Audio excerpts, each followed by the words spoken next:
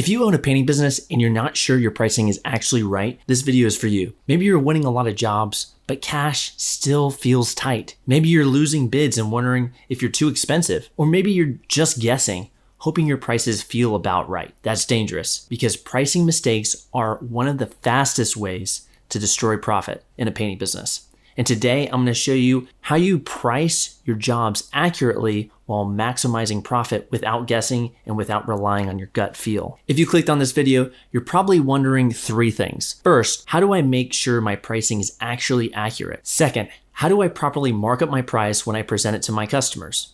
And third, how do I know when I'm underpricing or overpricing my jobs? In this video, I'm going to answer all three using a simple, repeatable three-step framework you can apply immediately. My name is Daniel Honan. I'm a CPA and former painting business owner. Over the last several years, I've helped more than 500 painting businesses from startup all the way to $20 million in revenue, understand their numbers, fix pricing, and save big in taxes. And what I've learned is most pricing problems aren't about effort. They're about skill. And they're not about working harder. They're about math and systems. Quick note before we dive in, if you like learning this way, I wrote a book called Profitable Painter that walks through these same frameworks in more detail. Budgeting, owner pay, cash flow, pricing. It normally costs about $20 on Amazon, but you get a free copy. Just cover the shipping. There's a link in the description if you want to go deeper. All right, let's get into it. Step 1, use production rates to price accurately. The foundation of good pricing is accurate labor hours. And the best way to get accurate labor hours is by using production rates. A production rate measures how long it takes to paint a specific surface. For example, how many square feet per hour it takes to paint an interior wall for one coat, or how many linear feet per hour it takes to paint trim, or how many doors per hour your crew can complete. The Painter Contractors Association, the PCA, has estimating guides with sample production rates that are a great place to start. But the most accurate production rates come from your own team by timing jobs, tracking hours by surface type, and refining those numbers over time. There's another benefit here. When your estimates are based on real production rates, your team buys into them because expectations are clear. Instead of vague work orders, your crews know exactly what the job requires. Here's a quick story. We worked with a painting business owner who was doing what I call square footage estimating. He'd walk up to a house, eyeball the size, and throw out a price. The problem was that every interior was different. Some had heavy trim, some had lots of doors, some had vaulted ceilings, and his gross profit was all over the place. Some jobs were great, others were disasters. And we switched him to production rate estimating. Now his work orders looked like this: 10 hours for walls, 8 hours for trim, 6 hours for doors, 6 hours for ceilings. Almost immediately, pricing became more consistent and gross profit stabilized. And his crews actually liked the change because the expectations were clear. Accurate pricing starts with accurate hours. Step 2, mark up correctly to hit your gross profit target. Once your labor hours are accurate, the next step is markup. Quick definition: gross profit is what's left over after you subtract labor costs from revenue. Direct costs are labor and materials. This is where a lot of painting business owners get tripped up. Here's a common mistake. I worked with a painter who was marking up labor correctly, but not marking up materials at all. His labor numbers looked fine. His average painter made about $25 an hour. Fully burdened, that cost him around $32 an hour. He charged customers $64 an hour, and that's a 100% markup on labor. On materials, zero markup, no margin, no buffer, no recovery for waste, handling, or cash flow. He was targeting a 50% gross profit margin, but consistently landing around 35%. And the reason was simple: materials weren't marked up. If you want to hit your gross profit target, you need to mark up both labor and materials. That's the correct formula.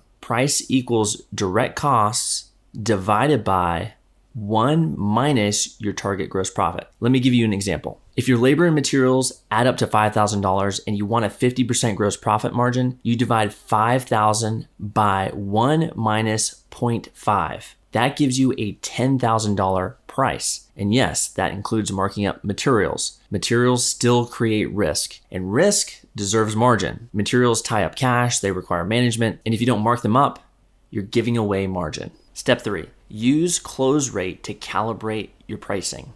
Once your pricing is accurate and properly marked up, the market gives you feedback. That feedback is your close rate.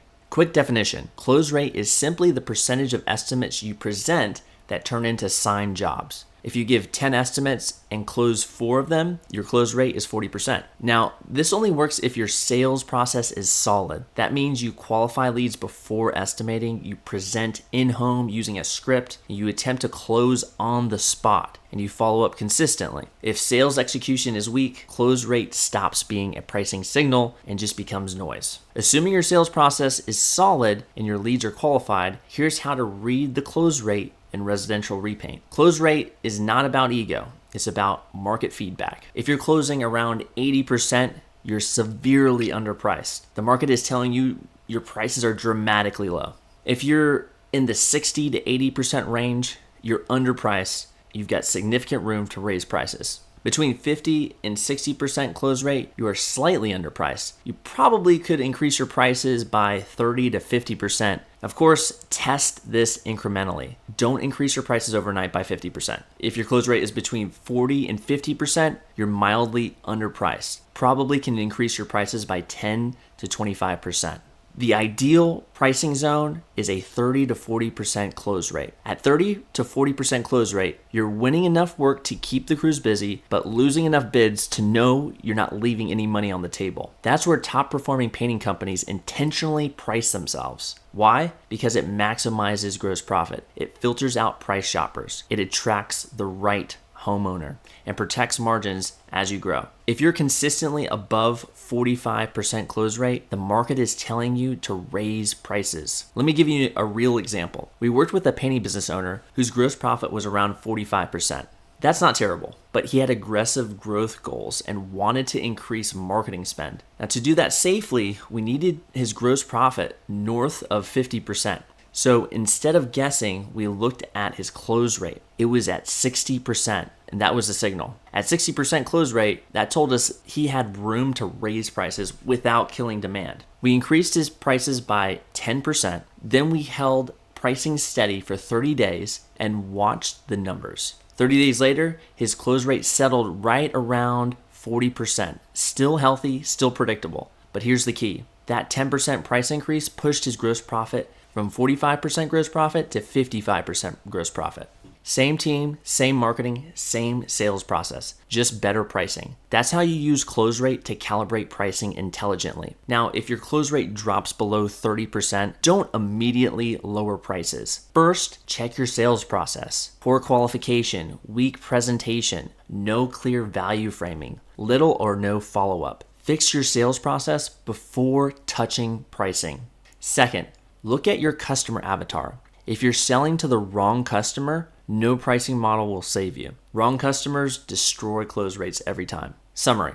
Let's bring this together. To price a painting business correctly, first, use production rates to build accurate labor hours. Second, mark up labor and materials correctly to hit your gross profit margin target.